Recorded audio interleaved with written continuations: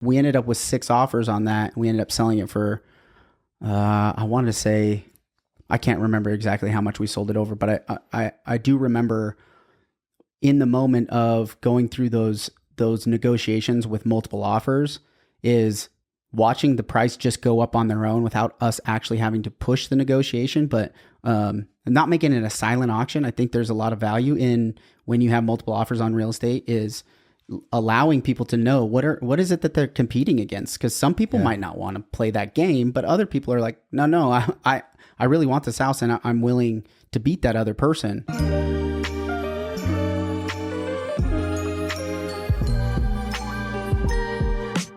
Brandon Ducharme is an investment advisor representative of and offers investment advisory services through SCF Investment Advisors Incorporated, an SEC-registered investment advisor, 10150 Meanly Drive, first floor, San Diego, California, 92131, 800-955-2517, www.scfsecurities.com. SCF Investment Advisors Incorporated and Ducharme Wealth Management are separate entities. The information in this podcast is current at the time of recording. It is based upon sources and data believed to be accurate and reliable. The information, opinions, and forward-looking statements expressed herein are subject to change without notice. Moreover, all comments and opinions voiced herein are for informational and entertainment purposes only and are not intended to provide specific advice or recommendations and should not be interpreted as such. Further, the opinions expressed are Brandon Ducharme's and his guests and do not reflect the views and opinions of SCF Investment Advisors or any of its affiliates. Investing involves risk, including possible loss of principal. No strategy assures success or protects against loss. To determine what is appropriate for you, consult your financial professional. This information is not intended to be a substitute for specific individualized tax or legal advice. Ducharme Wealth Management and SCF Investment Advisors do not provide legal or tax advice. These services are provided by separate entities. The guest speakers featured in this podcast are not affiliated with SCF Investment Advisors, nor are they affiliated with Ducharme Wealth Management unless otherwise indicated.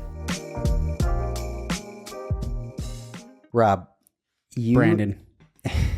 You've been in real estate for a number of years now, quite a while. Yep. 2015. Almost 10. Something that you've done that I think is always a little bit impressive is your first 12 months in the business, you sold 71 homes. That's right.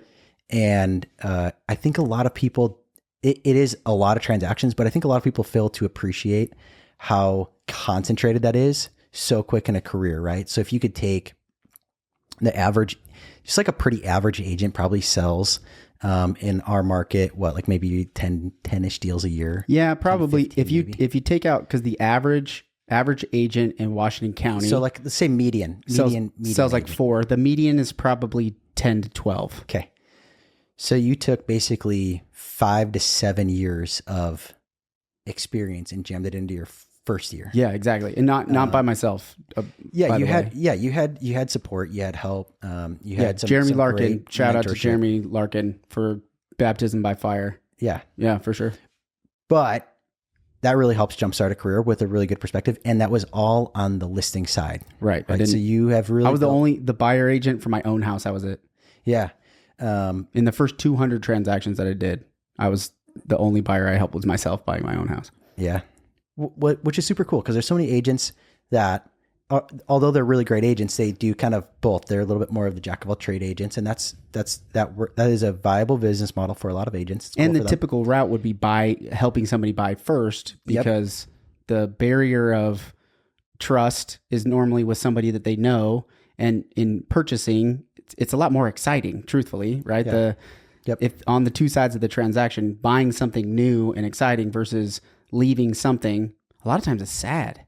There's a lot of my sellers are like reluctantly selling, you know, whether it's because someone's passed away or it's a divorce or, you know, they raise their family there and they're ready to go on to the next chapter, but there's so many memories wrapped up in the home. And, you know, especially around here, a lot of people live here a long time, you know, they're like been in their house for 20, 30 years, you know. Very emotional. It's emotional. Yeah.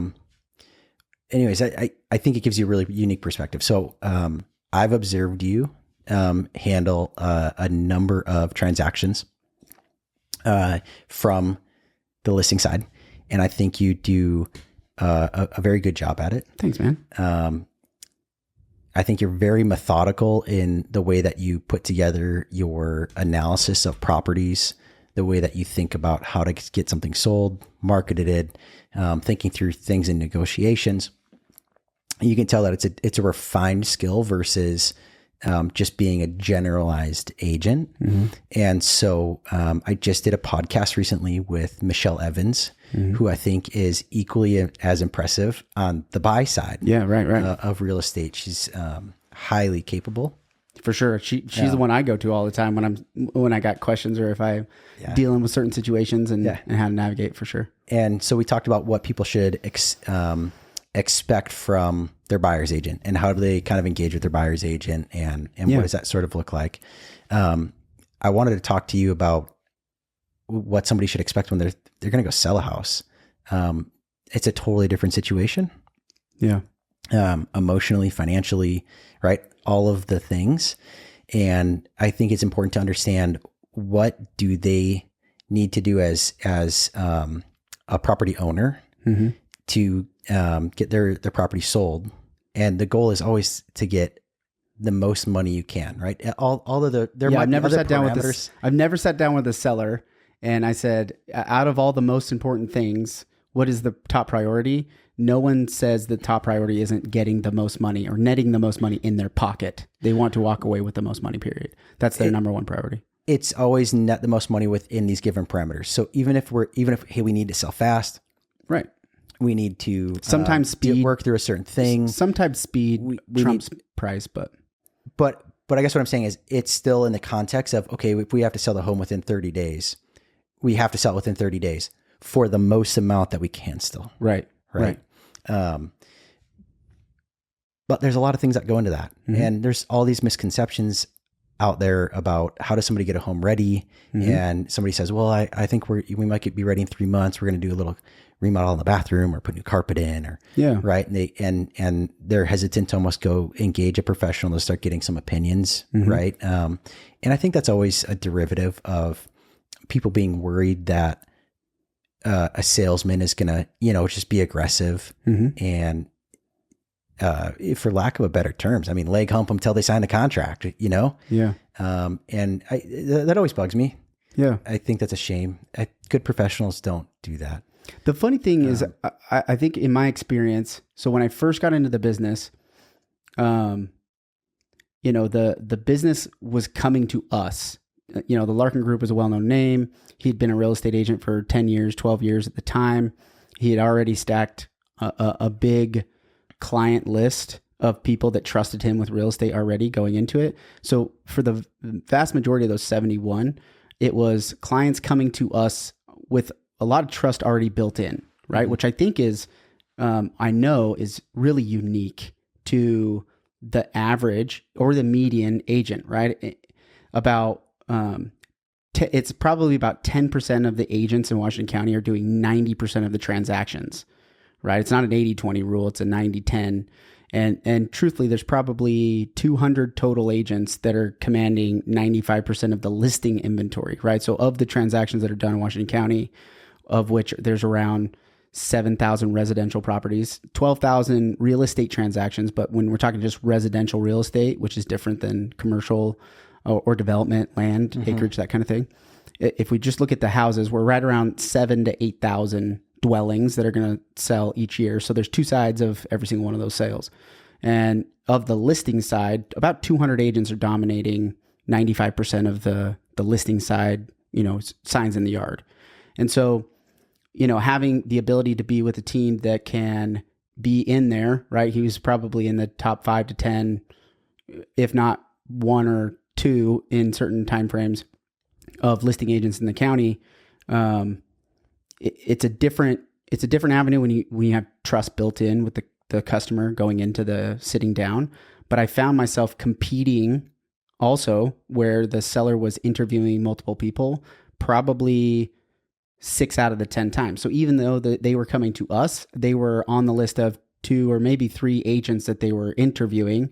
So there was competition kind of built into the job, right? The job would be you are having to set yourself apart from the other agents. And if you're familiar with the real estate world, it's a lot of steal, repackage, and resell, right? There's not a lot of original presentations or original unique value propositions. It was one of the things I had a really hard time doing is like, what's your unique value proposition as a real estate agent? I'm like, I mean, isn't a home sale, right? Like, what do you mean unique, right? Yeah. And so coming up with the marketing and selling myself, what I learned really quickly was the trust thing was the number one thing.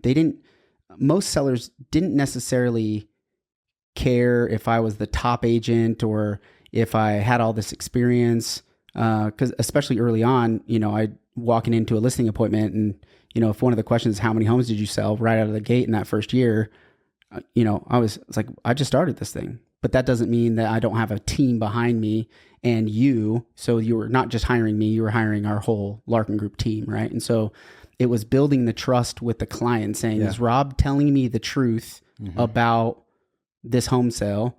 Is he going to do what he tells me? And also, do I feel confident that he's going to make me the most money? And so that was kind of the most challenging things. And I recounted to Larkin a couple of years later. I was like, man, I probably lost more real estate than I made you that year. Even though I, sold quite a bit of homes, there was lots of times where I was not in the number one choice, right? Lots of appointments, but getting that trust. So there's a lot of learning that went into that. And so the trust piece was the main thing, but simplifying the sales transaction on the listing side comes down to like a really simple formula that's just true and tried, and it's true of most products, right? And so I always kind of relay that what it is going to, a home is going to sell or not sell because of one of three reasons, right? And then building those reasons around. Now let's walk through what my process is, how I'm going to communicate with you, what your expectations are of me, what do you want me to do, and setting proper expectations on the front end.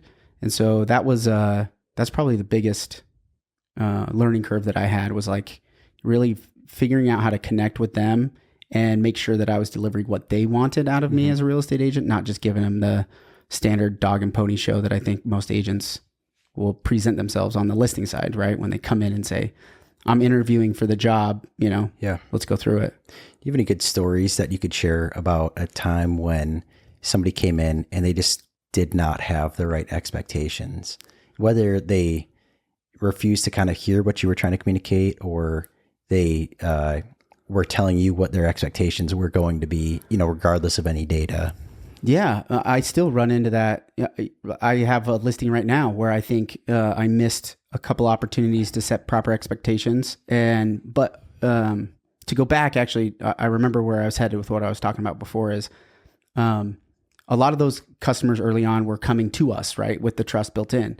But as part of the prospecting, as part of an opportunity to make more money in real estate, one of the strategies is to prospect expired or canceled listings that somebody tried to sell and then failed to sell. Because in a typical real estate market, if we were to look at from 2000, let's call it 13, we were climbing out of the real estate bubble pop. From 2013 till 2019, there's a very typical expectation for what real estate was supposed to in that 6-year time frame.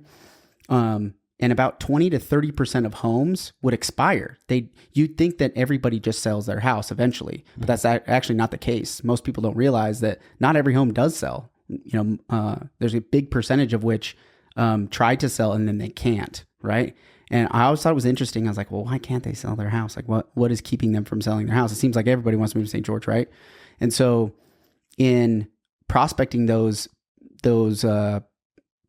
prospective clients, the first deal I drummed up on my own, right, that didn't come to the Larkin Group, was an expired listing from a guy who had tried to sell his house. He had just got a divorce, and it was just him and his couple of dogs in his house over in Green Valley, over off Dixie Drive here in St. George.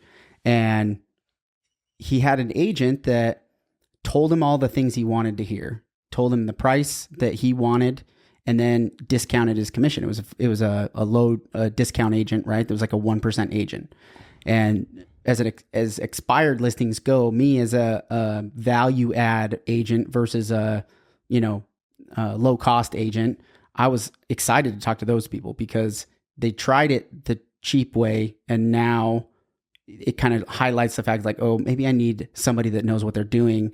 And there's going to be value transferred on that, right? As far as commissions go. So I was always excited to talk to them about that, because I asked a lot of questions on what did your agent do wrong, or what did you feel like the agent didn't do that kept the house from selling, right?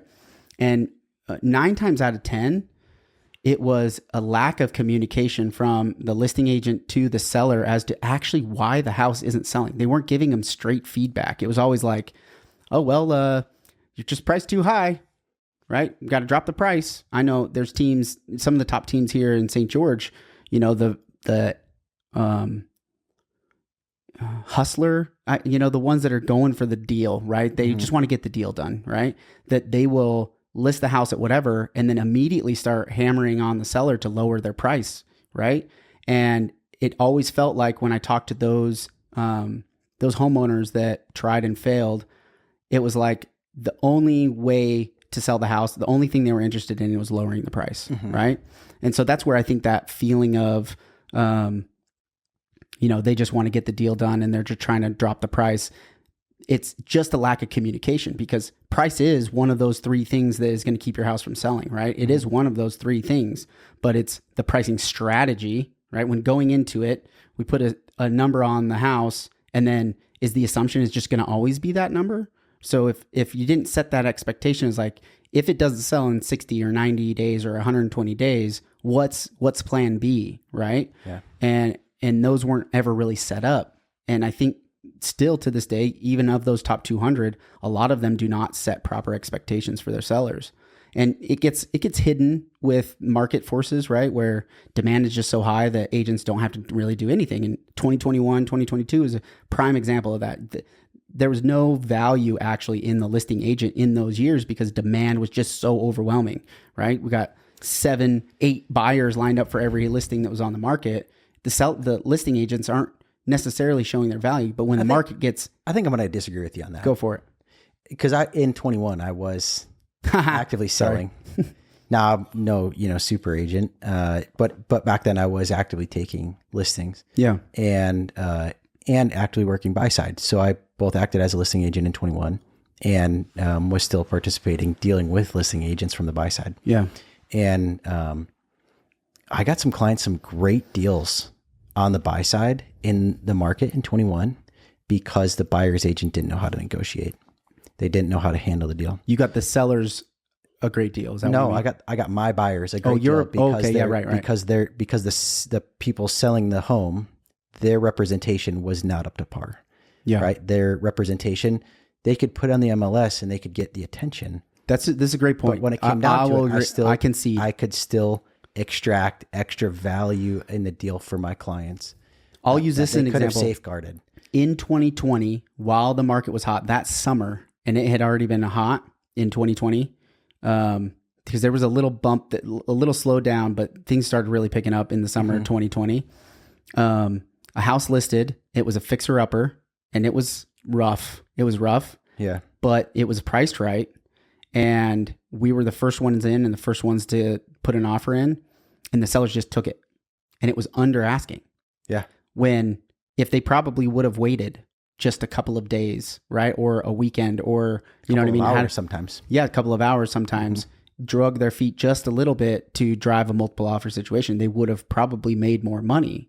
And so to your point, there are those occasions, even in hot markets, where the seller agent needs to be conscious and aware of what's going to make my seller the most money. Right. And so what I want to contest is there's a difference between an agent that can get the home sold and get it sold with the most favorable terms possible for the client. And does the consumer know the difference? This is the other question that I'd have is like, does the seller of that house that my represented buyer's on, do they know that they might have lost money on it? Probably not. They probably feel great about the transaction. They're leaving money on the table. They don't know they're leaving money on the table, and they might think, oh, actually my agent did a great job. So when in fact that wasn't the case. So tell me a story where you helped somebody and they could see at the end of the transaction that the value had been there, that they felt really good walking away from the transaction, knowing that they had gotten everything that was, justly due to them, so to speak. I think this would have been, I like to say that all my sellers feel that way. when No, they're- just when like, they're finished, but an example of like where it was like really obvious, where somebody goes like, man, this really turned out just so much better than we thought. What is Yeah. that? What does that situation look like? So I would say probably most often it is getting more money than what they thought they were going to make. So getting that multiple offer situation and having it go up. I remember I listed a cabin in Vail, Okay. and we priced the home competitively, right? And with the marketing and with the things that we did, it was on the backside on Spanish Trails. So it had a beautiful view. It was a 5-acre property. The house was a little bit funky. And so I knew the buyer pool was going to be pretty shallow. Okay. So we aimed to increase that demand on who might be interested in moving to that town. And then what was the features that we were really selling on. Okay. And we ended up with 6 offers on that. We ended up selling it for, I wanted to say, I can't remember exactly how much we sold it over, but I do remember in the moment of going through those negotiations with multiple offers is watching the price just go up on their own without us actually having to push the negotiation, but not making it a silent auction. I think there's a lot of value in when you have multiple offers on real estate is allowing people to know what is it that they're competing against, because some people might not want to play that game, but other people are like, no, I really want this house and I'm willing to beat that other person. And so coming up with how do we strategize that on the listing side and building that negotiating strategy. It's something that I don't want to oversell on the front end, because if the seller goes into the listing thinking, oh, we're going to get multiple offers, then, you're setting yourself up for failure, right? It's like Rob pitched me this amazing scenario and then delivered a single offer, maybe below asking, right? And so that doesn't always feel good, but just being able to have a seller that trusted me enough and that we could see the market and see the value in pricing it below market in that situation, that really drove, a multiple offer situation in an environment. Cause I think this probably would have been 2018. I bet you it was 2018. And that it wasn't any extraordinary year as far as real estate goes, right? Multiple offers weren't happening on every home. So I think that's probably a good example of how that went down. We had letters that the buyers wrote letters. Yeah. The love letters. The love letters, like how much they love the house and how, their family and how important it would be and how it would change, their lifestyle. And one of the letters, and as a listing agent, I give the sellers, I'm like, here are the letters. Read them at your own risk, because at that point we're taking objectivity away, right? And sometimes the letters help, sometimes the letters don't help. And so I always just kind of preface it with that. You can read them if you want. You don't have to read them, but here's what they want to say about why they want to buy the house. And she read them. Most of the time they read them, right? And it actually hurt one of the buyers. The buyer was like, oh, we want to get chickens and a donkey. And, we've had these dreams of having like a hobby farm. And the seller was like, oh man, my neighbor would hate that. Like that she knew she was like close with. Cared about her neighbor. Cared about her neighbor. She's like, I don't know if this is the best property for them. And, so it starts to come down to, if price is taken out of it, what are the other reasons? And it's a delicate situation, right? We don't want to be steering. We don't want to protected classes, right? We don't want to get ourselves into an environment where we're deciding based off of, who these humans are, right? Yeah. It's a murky territory to go into, but a really beautiful letter of a family that by saying that that's what they want to do with the property kept them from getting the house. They didn't get the house. So funny. I would have never guessed. That is the stuff that I'm so glad to not deal with anymore. It's so, I hated the love letter thing. Yeah. I felt like it always put me in a position where I had to be a jerk. Yeah. Because I was never going to have my clients write one. I felt that's just, it's really inappropriate. Like my opinion of the whole thing was, it was inappropriate all the way around. And sometimes that helps. And and so I don't blame people for doing it. But on the list side, I would tell agents, I'm not giving this to my buyer. You can resend it without it, please. Oh, really? Yeah. Or I would say, I'm not going to present your letter. I feel it would be inappropriate and it would compromise my clients. I didn't want to put my clients, I didn't want to read the letter and I didn't want my clients to read the letter and potentially be in a spot where they made a decision that would open them up to liability, that it could be said that they made a decision against somebody because of a protected class or whatever, right? Yeah. Like they didn't accept an offer after reading the letter because of what they read. Yeah. And if that was whatever of the protected classes, right? And so I felt that is a big liability. And I told my client, just, I got these and I don't think you should read them, and I'd prefer to not give them to you. And I don't think it's in your best interest in any way to read them. I don't think it can help. So It cannot help you objectively. It cannot help you. It cannot. I would say this is that in a negotiation, the more information you have about the party on the other side, the better opportunity you have at negotiating harder, right? If you think of hostage negotiators, I always think Chris Voss, what's the book? Never Split the Difference. Never Split the Difference. Great book, by the way. I think of that, and it's information gathering is valuable to making the decision. So as much information as you can draw from the person across from the table, the better advantage you have. Now, granted, the person with the most to lose the person with the most to lose loses the negotiation 99% of the time. So where's the risk return, right? So for me, it was like the risk is high, and that's the way why my brain always works. That's why I always said you can or you can't. Here are the pros and cons, right? As a fiduciary, I still feel like there is some benefit that can be drawn from that information, right? Yeah, I can see your point on that. I think that's an interesting perspective. I just felt like the potential return, like any negotiate, like the offers are already so good, the terms are already so favorable. Mm-hmm. What more could you really, what were you going to find out in those letters that you could leverage back on them? True. Versus the risk of being accused, right? Yeah. And so I thought, and you're a risk averse guy. You're a risk averse guy. Well, what's interesting is people say that, and I'm really not risk adverse. I'm risk measured. Okay. And here's the deal. Because I had... denial, people will make... No, I'm just kidding.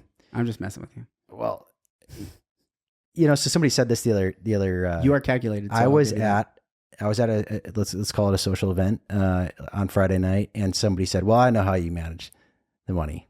Okay. So I was playing poker. Okay. And I was making bets or whatever on the hands. And this was the first time I've ever played Texas Hold'em. Basically, I played at scout camp one time. No real money on the line. No real money on the line. It was of course it's a friendly game. Look, this is a $20 buy-in. I'll air my sin out on social media here. Non-sanctioned gambling. I have easy. It's a friendly game. Friendly game of poker. It's just a friendly game. Yeah. And anyways, but one of the guys made the comment, "Oh yeah, I know how you manage, the money or whatever for the job, or you?" Yeah, for a job. So he was making a comparison. I'm so calculated in my bets, and it's because I do the same thing at work, and it's true, right? To a certain extent, right? It's statistics, it's probability, it's measuring risk. What are you putting at risk versus what is your absolutely hope to get a return? And but a minute or two went by, and I just went, what did you mean by that? And he said, well, you're like a professional guy, so you manage everything really conservative. And I said, well, okay, I can, and for a lot of people I do, because that's what aligns with their parameters and what they need. Mm-hmm. I said, but I also trade leverage, and in my own accounts, I trade a significant amount of leverage, right? Like there's all across the spectrum. So I'm not risk adverse. I'm risk measured. I just like making sure that my bets have a favorable risk return ratio, right? Right. That makes sense. I want a good pain to gain. So if I'm going back to the real estate thing, if I'm going to open a love letter, and I already have an offer way over asking, and they're going to let me stay in the home for 3 months, and they're going to put a bunch of non-refundable earnest money, and they're going to, not ask for anything in return, and they're going to whatever. And I'm looking at the contract going, okay, what else could I get? An extra couple $1,000 maybe, or something. Mm-hmm. But as soon as I open this letter and I don't accept this offer because I have one that's potentially even better, and now they have the ability to sue me personally, either as, the home seller or an agent or whatever, and say, well, you didn't accept my offer because, XYZ thing was in the letter and you're being discriminatory, which I don't know if that even ever happened to anyone, but it could, right? It could. And I have friends that are attorneys that said, yeah, that could be. I could go pretty low probability on that. but it could happen, right? So it just, for me, I just went measured risk. Yeah. I just didn't feel like that's where I makes stood sense. on it. Now, I'm also not the world's best real estate agent by any means. And I don't and care all to of be. this That's though not, too is circumstantial, right? There's a like reason why getting I'm love not, letters in a doing that multiple anymore. offer situation versus having a single offer come across the table. It's a lowball offer, not because they lowballed, but because that's what they can afford. And they're like, I love this house. I can't afford more than this. Yeah. This is as much money as I'm qualified to give you for this, and I would hope that you would take this as a fair market value for the house, because the value of a house is what a seller's willing to sell it for and a buyer's willing to pay. And so if I'm listing it and I get a single offer across the table with a love letter attached, you could see where that can have benefit in both directions, right? Where the seller feels good about what they're agreeing to, and the buyers might have missed the opportunity otherwise to get it for less because of that. They can. I'm not saying it can't. I'm saying there can be. I get you. So it's circumstantial, but that's the truth. That's the truth about selling a house, and something that I think is really interesting to me, because you could go online and you could research as a for sale by owner. Anybody could sell their house on their own. So it's, what is it that brings value as a real estate agent that knows this and does this thing for a living, right? What they do it for their job. They feed their family with this. What is it that they're doing differently than what I could do as a seller on my own? And I would say every house is different. Every single house has its own market competition, right? The house, because you'll hear, well, my neighbor sold for this much, right? And the house down the street that's just like my house, that always say that it's just like my house, only it's got a 3-car garage instead of a 2-car garage, or it's upstairs and a walkout basement with a pool, just like my house, because they're a single level 2-car garage with a pool, it's just like mine. They have a pool, I have a pool, right? So sellers will think that sold for that, so I must be able to get this, where that's where the science and the art start to like blend together. Does that make sense? Yeah, it does. That's just managing behavior and expectations. Yeah, managing that. But then also understanding, how do I look at that? In your experience, did Zillow help with that at all? Like when people started getting like the Zestimates? I think Zillow is good for entertainment. I know they're not like, you know what I mean? Like to say, oh, Zillow is how much my home is worth right now. Yeah, it hinders naive, trying to, but I will also say this. Most sellers would concede, and now I know this isn't right, but this is what Zillow says, right? And a lot of times Zillow's number is what's getting the wheels turning about what they could do. Because, if you're going to sell your house, you're not going from, I want to put aside, I'm ready and willing, and then able being the three, things that you need to be as a seller. It happens slowly over probably 8 to 12 months, probably, is like people are thinking about selling. And so Zillow is like the easy access. I don't have to get a pitch from an agent. I'm going to use this rough number, and now I'm going to go start calculating it out, right? Like calculating the risk and calculating is this even possible type of a setup. And so it sometimes it takes time to get the seller to see if that number's wrong significantly, to get them to understand, I get that they have their number for this reason, but let's look at the market and walk through, why do we get to this price, which a lot of agents don't do too, which is crazy. Yeah. I had a mentor one time that he would always say, be careful what you do with your butts. And hand instead of butt. What did I say? Well, so no, it's what you quoted. Yeah. People selling their homes as saying like, hey, so Zillow says this, but I know it, or like, I know it's wrong. I know Zillow's wrong, but blah, blah, blah. And what they've really said is, I'm going to say this thing that's true out loud. I have no actual intention of acting upon that information or having it be part of my calculus in any way, shape, or form. Yeah. It'd be like if I said, Rob, you look really nice today, but your haircut is horrible. Mm-hmm. You'd be like, man, I do not be looking good. It negates everything you said before the but, right? Exactly. So that's an interesting psychology thing I've picked up on in people's speech patterns. And I will say this, Zillow's gotten better. They have gotten better over time at looking at where value is, which is probably a good thing, I think. Mm-hmm. I don't love it because it's still not accurate for all the houses, and seeing the market forces. It's not good at predicting, is it headed up or down, right? And so a lot of times we get a little bit of in front of our skis as sellers go, and like, well, if we could get this, stretch a little bit more, right? And so it can be valuable if you watch that number over time, but also making sure that the data is legitimate. Do they got the right square footage? If you have a basement, it really messes up Zillow. Like if you have a below grade living space, the number is undoubtedly not accurate because their algorithm doesn't take into account that basement level. Even if it's a walkout, they don't calculate that correctly in their market value analysis, and they'll compare single level properties to walkout basements or 2-story properties with walkout basements, and they're just not in the same ballpark. And sometimes they're 5, 10, sometimes 15% difference.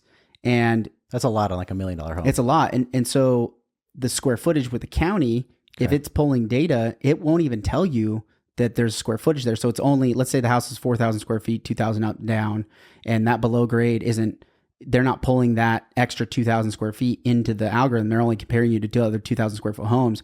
It's going to be way off, right? We're talking 25 or plus % off. And most of the time they can see that. They look at the number, they're like, there's no way it's that, right? Because they're looking at active inventory as well. Yeah. So it is interesting how Zillow's kind of impacted people's perception on value, for sure. So how does a listing agent help somebody determine the value of their home differently? So like I said, with each house, it has its own market, right? And the market's the way I think is the proper way of going about identifying that market is who is the buyer of your house? Like what's the profile of the buyer? Are they first-time home buyer? Are they second homeowner? Are they vacation owner? Are they a retiree? Are they a move-up buyer? Or do they already have a house and then they're trying to upgrade? Who is the buyer for that house? And then at that viewpoint, right, in general terms, now I'm going to start looking at where else in the area is that going to... So to be clear, like you're saying, identify the avatar of who is going to want to buy this home. Yeah, sure. Right? Yeah. Like, hey, I have a 3-2... The profile. With a 2-car garage. This would be a really good home to market to a young family or... a market to a certain whatever, right? Like if you're in Sun River, you're going to intentionally market to somebody that's active and retired because it's a 55 plus community. So your pool, your demand pool is here, right? Yep. But what else is that profile of person buying? Are they only buying in 55 plus communities, or are they, I'm okay there, or maybe in Brio, right? Which is an older active community, but it's not restricted to 55 and older, right? Okay. And so, one of the current listings, we're under contract. We're ready to get this one closed. So I'll keep some of the details out. But in valuing that property, it was easy. It was really easy to compare it to properties that are not comparable. It was super easy. It's a big house, lots of square footage, movie theater, pool, on the golf course, right? You're talking all the features of a single family home that you would want. This house has, right? Mm-hmm. And it was built in 2005. And as beautiful as it is from 2005, well kept, lightly lived in because it's been second homeowners most of its existence, quality construction, solid core doors, and features that you just kind of don't find. Tile on the upstairs and downstairs. There's a walkout basement, so the framing and the structure of the building is, you're walking upstairs, it doesn't sound like a hollow, thump as you're walking, right? Mm-hmm. Like these features that a brand new construction house isn't going to have. They're going to have hollow core doors and, off the shelf hardware, where this house was really custom, truly custom. A bathroom off every single bedroom. Some of these features that as a spec home goes, won't have. However, the walkout basement throws the thing for a full loop because of the area of the town that it's in, and identifying what other areas to find a home that matches something similar to this is what has a buyer already paid for something really similar to this. And now we got to scour the market. A lot of the elements ended up being, I could do this or I could do this. And so at the price point, over $1 million, a lot of the buyers in the market, they're like, I could spend $1 million or I could spend $2 million. right? And there's a big jump in between. So pricing that house was truthfully kind of difficult. And I think the difficult part was getting the seller to see their house as unique and with tons of value, but also to see how these other homes, if we price it overpriced, it's going to just help these other houses sell. We're going to be the bridesmaid, never the bride, right? We'll have people come see it, but they're going to choose something else because they're calculating out how do they want to operate in that house. And maybe I just build my own house. Maybe I got time and I'm just going to build a house myself, right? And so that market is really tough. So we had to have a clear pricing strategy from the jump, right? So getting calculated price reductions along the way, what kind of marketing we did, and then how do we release that marketing? Are we doing, the whole breadth of marketing right out of the gate at one price point? Or if in a scenario where it doesn't sell out of that first run, do we add marketing or adjust marketing, change photos? So we came back because it was in the fall time. We retook photos once everything bloomed and coupled that with a price reduction. So it didn't, not only did it have a new price reduction, so buyers in that window of price range are now open to it, and they see something they might not have seen before because it's new pictures, right? So it looks like a fresh listing, even though it's been on the market for, 80 days or 90 days or whatever. And so coming up with a real strategy along the way to make sure we're not chasing the market down the hill, right? I use the analogy of like a ball rolling down a hill and you're trying to pick it up, and you kind of have to slow down to reach down and get it, but you don't want to tumble over it, right? Yeah. And so you have to run down and get around it and stop it, right? So you got to go below where the market is headed and get in front of that ball if that's what we're chasing. Mm-hmm. And we did a little bit of chasing on this house, but ultimately we were able to adjust in enough time to where we hovered around where I felt like market value was really at the time. And that's where we ended up selling it for, right? Yeah. And so, those types of situations, that big house, all those features versus a townhome that's in, the heart of downtown St. George, that strategy is going to be different, right? So the three things, this is the not so secret, three things are going to cause a house to sell or not to sell. Mm-hmm. First is the condition of the home. So what do I need to do to get the house ready? Because I can't pick it up and move it. I can't it makes no sense to add a garage.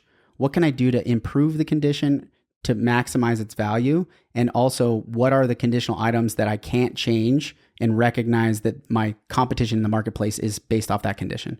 The second thing is going to be the marketing that the agent and we're going to do in order to capture the biggest demand, right? Prices where demand and supply intersect, right? Basic economics is how do I maximize that demand? Getting it on the MLS and Zillow and homes.com and UtahRealestate.com. Table stakes. And you're going to get 90 to probably 95% of the ready, willing, and able buyers in the market. They're going to see you because they're searching. That's what they're doing every night at 11 o'clock in their underwear, right? Yeah. That's what they're scrolling through.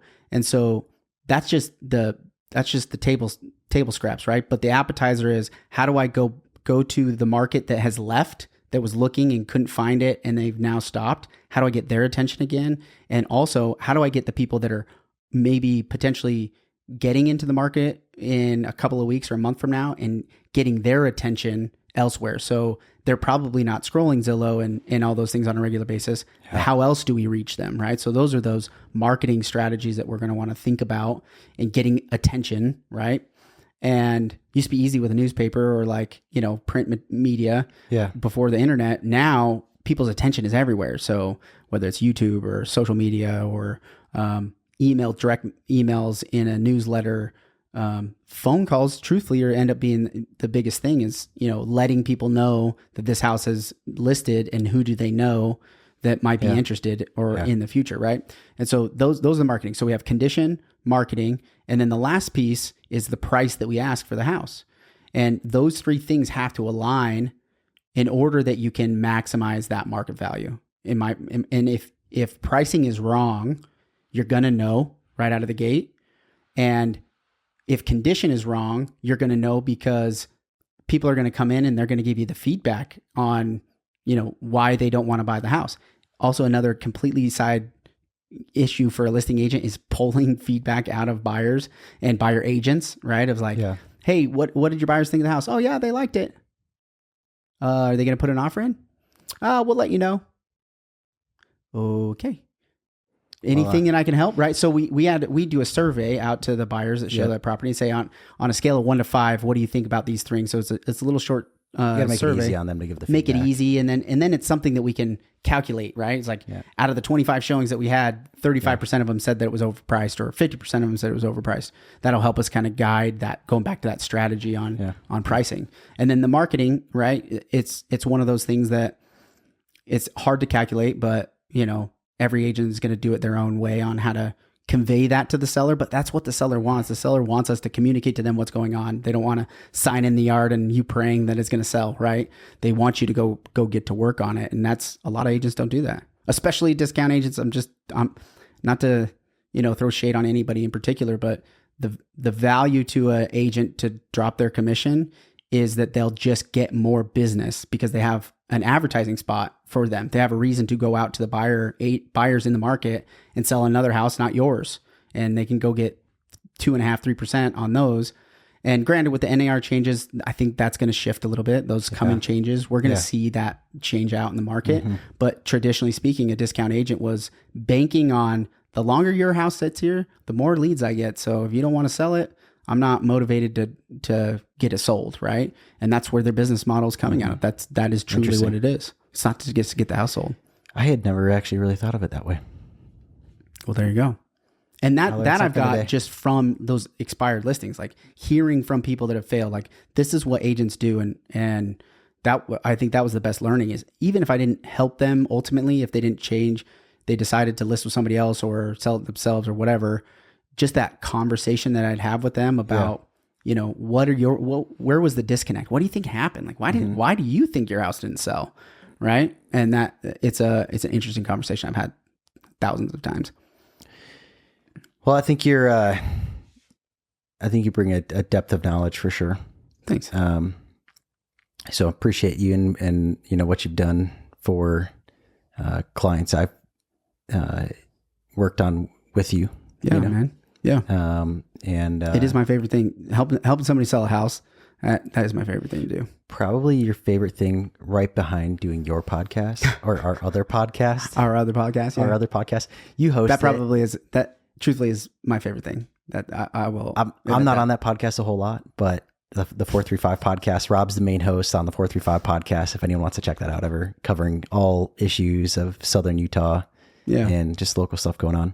Yeah. So when he's not selling homes, he's usually trying to talk about the key issues in the community with key players. Yeah. In the community, just decision makers in the community. Just let's talk about these issues. Real estate being a huge, those things matter to real estate. Food, water, and shelter, right? Like there's like a house. Real estate is an essential service, right? It is a. I don't want to get too political here, so let's. Well, but just thinking about how important real estate is to the underlying fundamentals of a community.